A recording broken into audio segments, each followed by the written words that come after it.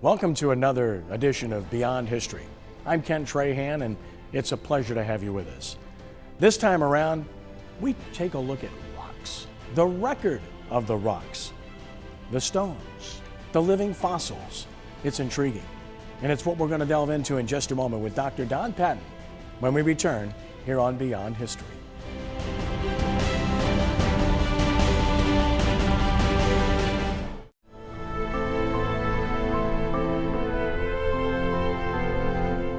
Welcome back to Beyond History. It is a pleasure to welcome back to the show Dr. Don Patton, geologist, creationist, scientist, debater, you name it, you do it. Doctor, it's great to have you with us. Thank you, sir. And obviously we've talked about a number of topics and we've really enjoyed doing so. Today we'll get into the connotation of the rock. And when I think of the rock and I think of faith, I think of Jesus as the rock. I think about the rock that was rolled away, our cornerstone. So this is a pretty good launching place, isn't it? I like the rocks. Some people think I've got them in my head, but that's all right. We enjoy talking about them. What's in a rock, after all, right? And the answer is plenty, correct? That's right. Because as you excavate and you search for discovery, you come across rocks that can tell quite a story, correct? I think they really do. Of course, we're not talking so much about all of the rocks as the sedimentary rocks that cover the continents. And a lot of people don't realize that there's water-laid rock, sedimentary rock, all over the continents. There are some places where the granite shows through and other places where it's really, really piled high. But there's an average of about 1.5 miles of water-laid rock, sedimentary rock, that covers the continents with billions and billions of dead things in it. How in the world did that come to be? Well, of course, the evolutionist says it's slow and gradual and records the evolution of life through time. I think there's some serious problems with that. We say no, it's a year-long series of catastrophes that produced this as a flood deposit. And these are the two competing ideas. I think we can show that it is rapid and catastrophic, not slow and gradual. Is the geologic column that we find in so many of our textbooks a fair representation of the rock? No, it is not. A dozen reasons for that. The first, maybe the most obvious, is what you see when you look in this column are almost all vertebrate animals, the big, larger animals that, of course, impress us. Whereas 95% of the fossil record is of marine invertebrates. And then about 4.5% of what's left are plants and algae, which leaves about 1/100% for vertebrates, which is mostly what you see in the column. And why would they get away from the marine invertebrates, which is dominant? Well, it might look like a flood deposit. Mm-hmm. If they showed it as it was, and so they do not. There are other problems. If it were all together in one place, several have calculated that it would be at least 80 to 100 miles high. Some have said as much as 180 miles high, and we've got an average of 1.5 miles. So they acknowledge, yes, it's not, in no fraction of it is at any one place. It's pieced together, or the term geologists use, correlated, co-related, some from here and some from there, and stacked together. And how do you do that? Well, if you're an evolutionist, you stack it so that the things that evolved first are on bottom. And several have acknowledged that, yes, there's circularity involved in this. This is an old rock. Well, how do you know that? Well, it's got a primitive fossil in it. But how do you know this is a primitive fossil? Well, it's in an old rock, you know. And that circularity is somewhat overstated, but it's necessarily involved in what we see in the textbooks. I think we see a general order that would reflect a flood deposit with animals that lived at the bottom of the ocean first, but you see complex animals there, and you see vertebrates in that lowest level, which are supposed to be the last order, the major phylum, but it's in the bottom of the Cambrian. And so I don't think we see the kind of thing that you see represented in the textbooks there, for the reason that it's skewed away from the marine invertebrates, which dominate. It's based on circular logic. It's not found all in one place. And there are a lot of contradictions. So what you're basically saying is that in school, at least in some places, via what's being taught, they're getting part of the truth or none of the truth, correct? Well, especially when you look at the flagrant contradictions in some instances. Well, I spoke to a junior high group the other day and came back the next day to speak to the rest of the classes and asked the teacher if the kids understood, if they got the point. She said, "Yeah, I think so." The president of the class stood up when we finished yesterday and said, "I think we've been lied to." And I don't think that's an overstatement. Right. How do we test the geologic column? What measures can we put in place to examine and prove one way or the other what we're seeing is accurate or not? That's an excellent question, because circular logic is somewhat difficult to break into. This is based on that. Well, then you go to this and they keep moving. Stephen Stanley of Johns Hopkins University, I think, expressed it well when he referred to topsy-turvy fossils. He said that would test the theory. It would show us that this is an unfair representation. And what he's talking about is things that ought to be at the top of the column that are found at the bottom, or things at the bottom found at the top. Actually, things at the bottom, the older fossils that are still found alive, are not that unusual. Niles Eldridge, curator of the American Museum of Natural History, published a book called Living Fossils, and it's a whole book, hundreds of examples of fossils that go way back that are still alive. And of course they're supposed to have been extinct, and we thought many of them were, and here they are. Those discoveries are interesting, but devastating to the concept of extinction, because you don't find them above a certain level. But then they are above a certain level. That doesn't mean they're extinct. It seems to be obvious, though that doesn't seem to sink in. Maybe the most famous example is the coelacanth, and that was a fish that's found often with the dinosaurs. We've found over 1,000 of them since 1937, when the first one was discovered and acknowledged. But there are none of them above the Cretaceous, where the dinosaurs were. They're above that, you don't find them, but they're alive. So I think that's a significant problem. You mentioned the living fossils. Talk about the author again and when this book came out. This was Niles Eldridge, Living Fossils. He's one of the more famous paleontologists in the country, and his statement is, we've just not solved the riddle of the living fossils. I think he's right. They're unusual, aren't they? Yeah, not that unusual. He's got hundreds of them in his book, and we find more every day. Both plants and animals, and they're just, well, one is the Walensky pine, the dawn redwood would be examples. We found a shrimp just last year that was supposed to have been extinct for 70 million years, and now then here it is alive. It's not really that unusual. I bet you would like to be that person in front of these classes, right? And when you open that textbook to dispute or take away basically what's being taught and what they're seeing. I get to do that from time to time.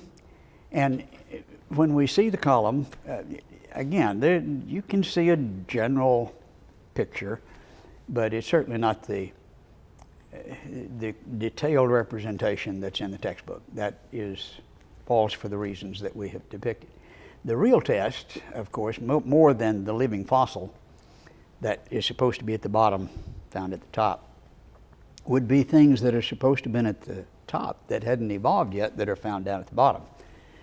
that would just really rip it.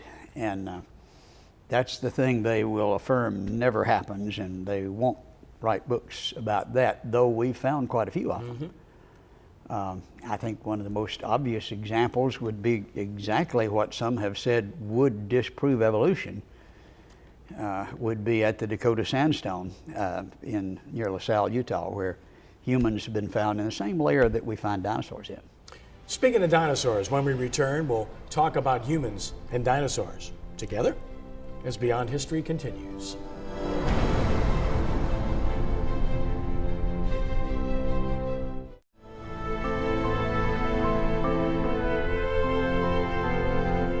Welcome back to Beyond History. Ken Trahan with Dr. Don Patton. And we transitioned coming out of the break into this topic, dinosaurs and humans, and the concept of living together. What's the significance of that? Well, they're supposed to be 65 million years apart, at least. The majority of them 100 million years apart. And if they're found together, that just rips the picture that is presented by the geologic column. Of course, if they're all created in 6 days, then that wouldn't surprise us. If you saw the movie Jurassic Park, you get a pretty good idea of why normally they're not going to be together. I wouldn't want to be where they are. But if you ever find them together, you know they're not 100 million years apart. That would be a good test, and Niles Eldredge has acknowledged this as well as the leading paleontologist. That would destroy the idea if you found it. And so if they find it, which we have, it's amazing what kind of tap dancing goes on to get around it. They crawl back in a cave and it collapsed on them, or somehow it's an intrusional burial that wasn't the way it was. You can do that with bones. You have other kinds of evidence like footprints that you can erode and redeposit, so that becomes even stronger evidence than the bones. Based on all the evidence that you've seen, the studies you've done, where do we see dinosaurs becoming extinct in time? I'm not sure they're all gone yet. There you go. We have some interesting eyewitness accounts. That's not proof. We're not claiming that that's established, but I'm just not sure that's the case yet. I want to see some resolution with some of these evidences that we see from around the world. But possibly. We do from history see evidence of dinosaurs not that long ago. Sir George slew the dragon some 1200 years ago, or I'm sorry, 1200 AD. We've got historical records of that. You've got pictures and statues all over Europe. I can show you where he was buried and where he died. A real character. What did he slay? Well, what do dragons look like? All societies around the world talk about dragons, not just the Japanese and Chinese, but you find them everywhere. England and throughout Europe. I know what it looks like, and some of them are very dramatically like the dinosaurs.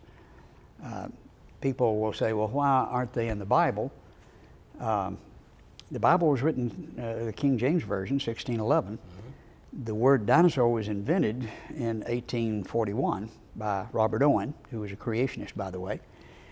And so that's not a possibility. But you do find words like dragon and behemoth and leviathan in terms that describe creatures that sure sound like dinosaurs. But I think we find evidence historically in medieval times and not that long ago that they hadn't been gone that long, if at all. Fire breathing, we think of dragons, and that's the image that we come up with, and yet we do not equate that with the traditional dinosaurs that we became familiar with in our younger age studies in school. They're depicted on the walls of castles in France, in England, often breathing fire. Leviathan in Scripture breathed fire. Was that figurative? I've got that real good answer that I mentioned earlier for that. I don't know. But I suspect maybe so. And we equate fire with hell. We equate fire with Well, all the negative things and what's going to happen to end this world and so forth. The bombardier beetle shoots basically fire, an explosion, to ward off the enemies. We have some pretty strange animals doing strange things, electric eels, and I'm not sure that wouldn't be possible at all. I mean, I suspect that was the case. All your studies, when you deal with younger people, the topic of dinosaurs, is that maybe the most intriguing to young people, the most interesting because of the nature of these so-called beasts? Absolutely. They're just awesome. And the point that I make, especially once we see evidence for their that fact they hadn't been gone that long and contemporary with humans, is they're awesome creatures, but there's something more awesome, and that's the one that made them. And you wouldn't go up and argue with T-Rex, even less should you argue with his creator. I think they're awesome demonstrations of the power and design of God. The more awesome the creator. And each one of the dinosaurs we learned about were different in structure, different in appearance, so uniquely created. Not quite as many as sometimes we're told. Sometimes if you get an extra bump, you get to name it after your niece. They are multiplied unmercifully sometimes. But at least 50 and maybe more kinds, but not a whole lot more. Is there any way we can possibly prove that man and dinosaurs lived at the same time? Absolutely. The fact that we have histories describing dinosaurs would certainly indicate that. I've spent a good bit of time at Glen Rose down in Texas, about 60 miles south and a little bit west of Dallas. And it became famous for dinosaur footprints back in the 40s. Roland T. Byrd of the American Museum of Natural History described them in Scientific American and acknowledged in his article that there's some footprints that look like humans with them, but of course it couldn't be humans. But that acknowledgement is interesting. Since then, we've spent a good bit of time studying there, and we found two primary trails of human tracks, 114 and 115, that I think are very obviously human tracks with the dinosaurs. We'll look at some of the pictures that we can show. We did excavate the longest consecutive trail on the American continent of dinosaur tracks. Really spectacular dinosaur tracks. We know what dinosaur tracks look like. That may qualify me as an expert. But the tracks that cross that trail, 14 in a right-left pattern, some with all 5 toes, instep, and heel, are unmistakable. And you've got humans there. If you do, they're stepping in each other's footprints. They're not 100 million years apart. It's like going out here and looking at the sidewalk, and here are 2 footprints side by side, and one person says, well, this one was made 50 years after that one. And you're not going to buy that. You know, to be preserved, they had to be formed rapidly. Erosion can remove surface features quickly, tens of years at the worst. But if you see them in the sidewalk, you're going to say, well, within hours. And I think basically we were looking at a deposition out of seawater, limestone, which is basically concrete. They were walking in wet concrete. It had to be hardened rapidly to preserve them. And there they are together. People are more apt to accept dinosaurs and legends of Bigfoot and things of this nature because of the sensational nature of the creatures than they are to accept even the Savior from time to time. Unfortunately, that's the case. Bigfoot is intriguing. We hear lots of interesting stories. I'm trained as a skeptic. I want to see some bones. I hadn't seen any bones yet. I think there ought to be some. Same thing with Nessie, Loch Ness Monster. There ought to be some bones somewhere. Well, I can see bones of dinosaurs. I've got a bunch of them in my den. But I think that's good evidence. And then we see the footprints that look like it. It's interesting to see the reaction of some of the professors as they look at these footprints. We had one professor at a major university in Tennessee, after seeing the footprints, I mean, they're obvious, you can't deny them. He said, well, of course, we don't know that there weren't humans or weren't dinosaurs back there with human feet. That obviously is about the best he can do, dinosaurs with human feet. Well, I don't think that was the case any more than humans with dinosaur feet. But anyway, that's the kind of response that we get. We'll put a wrap on the record of the rocks when we return in just a moment on Beyond History.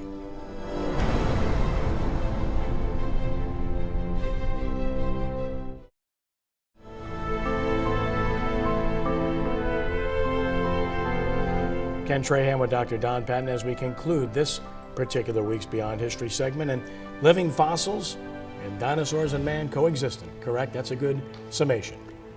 That is, and that's devastating to the evolutionary picture. The founders of the discipline of geology all believed that what we're looking at in the sedimentary record is a flood deposit. I think that's the best explanation, and the geologic column really doesn't work as an explanation.